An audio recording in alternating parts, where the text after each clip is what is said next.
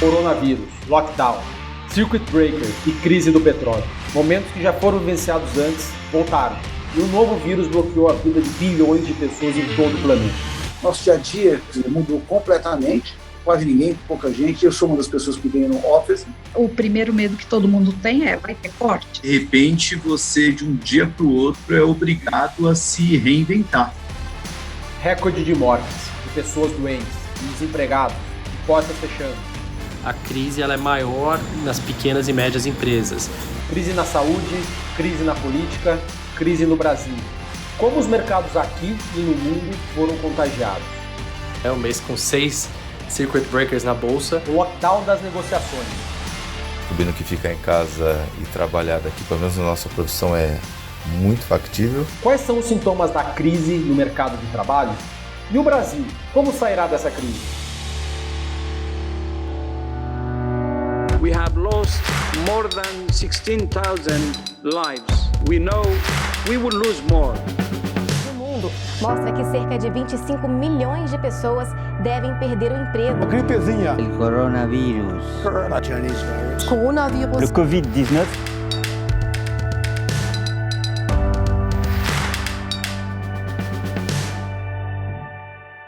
Coronavírus e disputa pelo petróleo. O Brasil mantém 2 casos confirmados do coronavírus. O petróleo atingiu o preço mais baixo. Boa tarde, pessoal. Mais um dia caótico nos mercados, dessa vez por conta do preço do petróleo que está desabando. O Ibovespa chegou a cair 10% logo na abertura, o que acionou o circuit breaker por meia hora. Um dos piores dias desde final dos anos 90, então, assim, para quem tem aí menos de 20, 22 anos, nunca viu uma queda diária tão forte como essa. A OMS classificou a Covid-19 como uma pandemia e isso gerou um caos, um pânico nos mercados mundialmente. Foram diversas quedas sucessivas na bolsa. Com 6 circuit breakers desde que começou a crise aí do coronavírus e da guerra de preços do petróleo. Bom, para quem não conhece, o Thiago Salomão, trabalhador do Stock Pickers.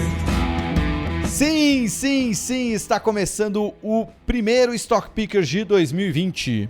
Hoje a gente está vivendo esse momento de juros mais baixos, de crescimento potencialmente acelerando, das reformas acontecendo. A gente está vendo uma recuperação da atividade inequívoca. Estamos falando que os últimos 3 trimestres a gente cresceu acima de 2% no Brasil.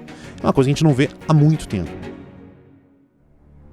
Aqui no Brasil, a gente estava vivenciando um cenário de juros que já era historicamente baixo, ficando ainda mais baixo, o que aumenta o apetite por investimentos mais arriscados. Também a agenda de reformas que estava acelerando um movimento de investidores vindo para o mercado de ações. A gente vem de altas nos últimos 4 anos, o principal índice da Bolsa só no ano passado subiu aí mais de 30%. Ali, principalmente de 2016 para cá, todos os movimentos que pareciam crises se tornaram grandes oportunidades de compra. Por isso que o mercado demorou um pouco para perceber a gravidade da crise. E as pessoas não estavam dando tanta importância até o carnaval aqui no Brasil. O que a gente está vivenciando jamais foi visto nos tempos modernos, né?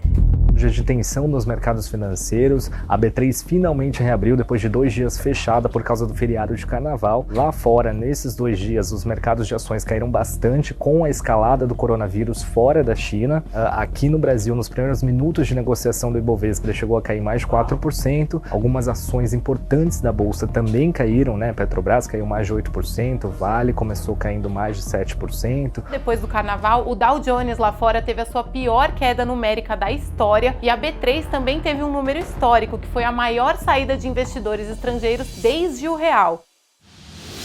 Estava no nível de preço alto e quando o mercado começou a colocar na conta quantas pessoas ficariam desempregadas, quantas empresas fechariam, e isso provocou uma queda generalizada nas bolsas. Eu sou a Juliana Napolitano, eu trabalho no jornalismo de economia há 20 anos mais ou menos e já escrevi alguns livros sobre finanças e negócios. Um deles é o Fora da Curva, que conta as histórias de alguns dos maiores investidores e empreendedores do país. Então, quando o coronavírus chegou ao Brasil, né, quando os bancos centrais também começaram a anunciar uma série de medidas de estímulo, a segunda semana de março, especificamente, foi caótica, em vários circuit breakers. E os estímulos do Banco Central, eles tiveram um efeito também de deixar os investidores ainda mais preocupados. Foi uma onda de anúncios muito forte, então muitos investidores pensaram assim, bom, se os bancos centrais estão nesse modo pânico, acho que a gente tem que entrar no modo pânico também.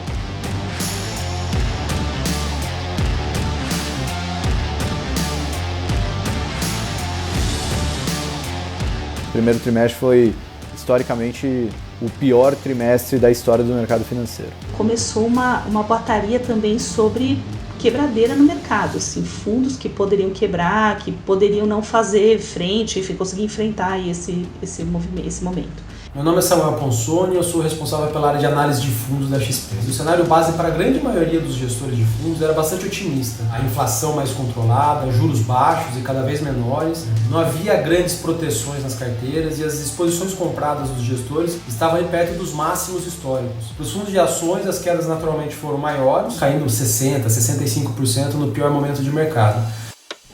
Seja bem-vindo ao Do Zero ao Topo, podcast do Infomoney, que conta a história dos homens e mulheres por trás das maiores empresas do país. Aí a loja começou a bombar de gente e aí foi meteórico o crescimento da loja. Eu chamava de eu presa, né? Era a empresa onde só tinha eu mesmo, eu vendia e fazia tudo. Gente que eu acho que estava ouvindo muito podcast e que está aqui focado no Instagram no momento, tá? Nas lives. Nas lives você teve um aumento? Muita gente. Todo mundo quer falar sobre crise, né? Todo mundo quer entender o momento que a gente está passando e como superar ele. O pessoal falou, não tô mais ouvindo porque tava ouvindo, indo pro trabalho, coisas assim. Não tá muito difícil fazer podcast. A gente se virou nos 30 aí para continuar entregando podcast. A gente criou um canal no Telegram para ter uma comunicação diária com os nossos ouvintes, seguidores, e agora também o Coffee Talks, que a gente lançou toda manhã. A gente toma um café da manhã com um gestor, com um convidado, transmitindo ao vivo pelo Instagram, interagindo com a galera, esse contato com as pessoas, né? Porque não é só de conselho financeiro que as pessoas querem agora, que muita gente se jogou e perdeu dinheiro, e acho que nessa hora é importante a gente estar perto, mas nessa hora, mais do que uma dica financeira, as pessoas precisam de atenção, precisam de apoio. Estamos na maior crise dos últimos 12 anos, né? Talvez pior do que 2008. A gente viu essa necessidade de trazer esses empreendedores para dialogar com a sociedade, para mostrar realmente o que eles estão fazendo, como eles estão lidando com os negócios e trazer ensinamentos para outras pessoas.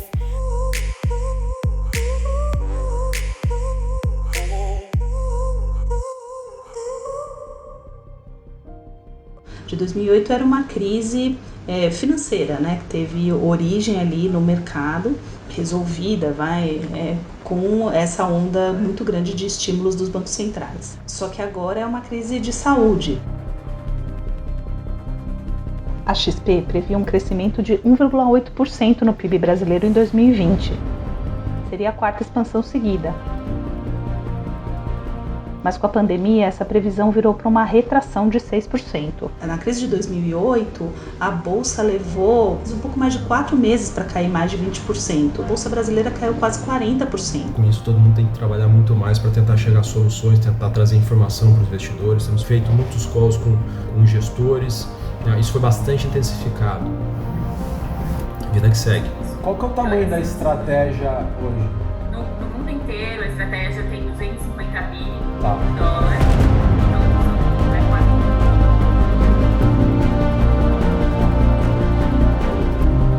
Deixou muito claro a importância de você saber o seu perfil de investidor, quanto você aguenta investir em ações. É óbvio que pessoas cometem erros, isso faz parte do jogo, isso cria casca. Isso te deixa mais forte o mercado. Isso talvez foi a maior crise que eu presenciei, com certeza. Em 2008 eu ainda era um novato. E o importante nesse momento é sobreviver e saber que nesses momentos em que está todo mundo em pânico é que surgem as grandes oportunidades a longo prazo.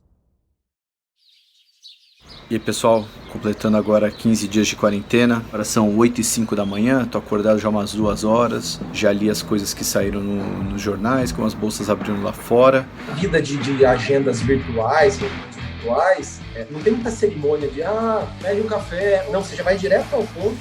Então a gente acaba tendo reuniões de 17 minutos, 25 minutos. A gente fica muito frenético ali, principalmente naquelas 2 horas antes da bolsa abrir e 1 hora depois da bolsa fechar, né? E depois que a bolsa fecha, você tranquiliza. Mas não é isso que está acontecendo, né? Porque agora, no fim de semana, vai ter algum pronunciamento de algum membro do governo. Então, as coisas simplesmente não param. Era 7 da noite do domingo e eu tava terminando de ver a 4ª transmissão ao vivo. Hoje ter lido 2 ou 3 artigos. Tempos extraordinários exigem medidas extraordinárias, né? Acho que a gente está fazendo exige uma atividade fora do normal, porque é algo fora do normal.